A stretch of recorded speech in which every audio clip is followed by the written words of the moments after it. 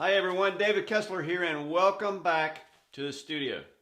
Today I want to talk to you about the color wheel and using the color wheel to make sure that you have color harmony in your paintings. And I've talked about this before, but today I want to introduce you to my simple color system that I've now placed on a color wheel to help my students in my workshops better understand how to use the color wheel.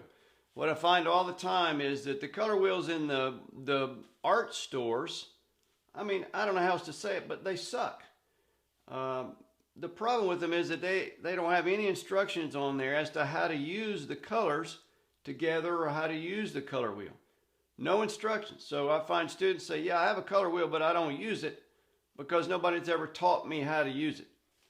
So in response to that, I've created what I call a simple color system that gives you some directions here on the front as to how to appropriate the colors in your paintings so that you have color harmony, but you don't get mud.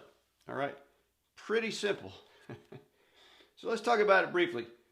What I'm showing on it, this is, by the way, this is just the simple 12 color wheel that you get at any art supply store, the same one that was developed by Isaac Newton, right? The same 12 colors. But what I've done is I've given you some idea of what color these are as they come out of the tube. Now typically I'll mix these colors, except for the primaries of course, but students often want to know, well, you know, what is a red violet? If I'm getting that in a tube, what is a red violet or a blue green or a yellow green? So I've put those on here so that the students will know, so that you'll know what those are.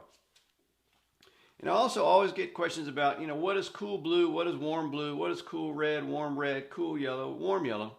So I put that on here for you.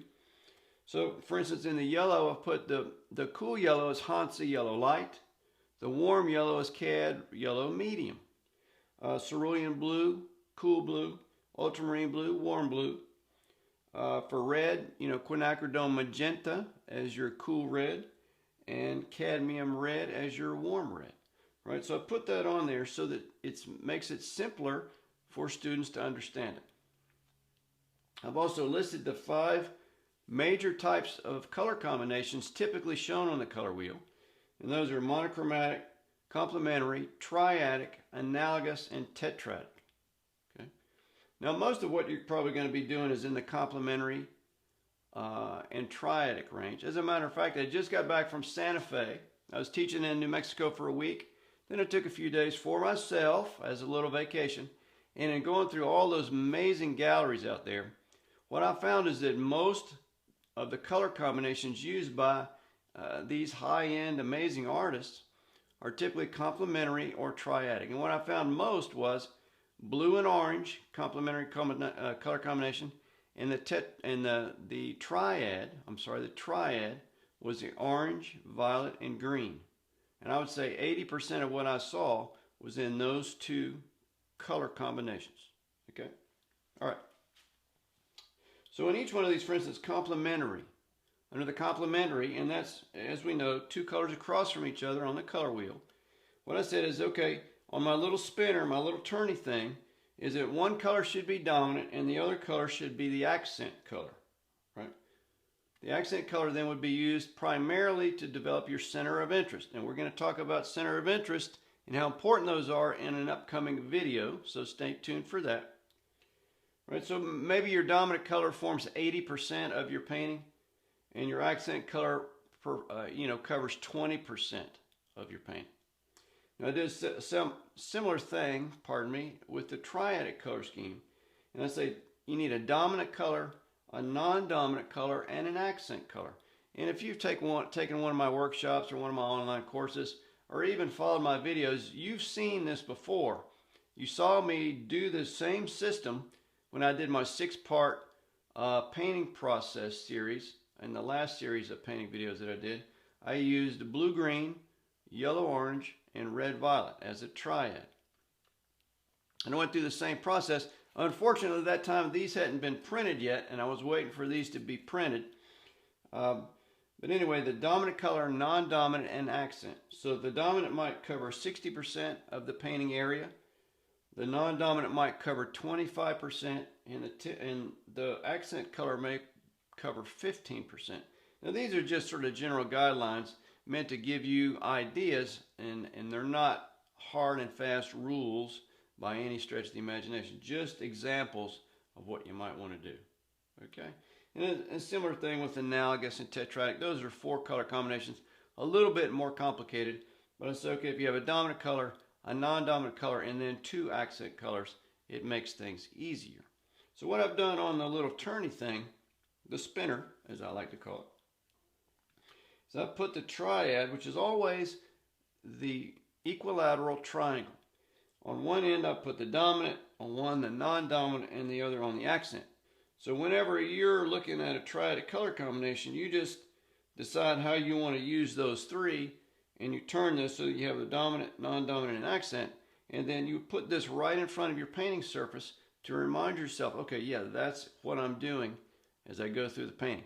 Okay, because when I'm in the middle of the heat of battle in a painting, I forget what it is that I'm supposed to be doing. So I typically will write it down like you saw me do in a previous video.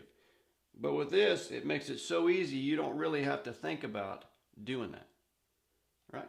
Now, I put a couple examples of paintings back here. I just wanted to show you that real quick. And I use this simple color system in all of these, and I'll show you what I mean.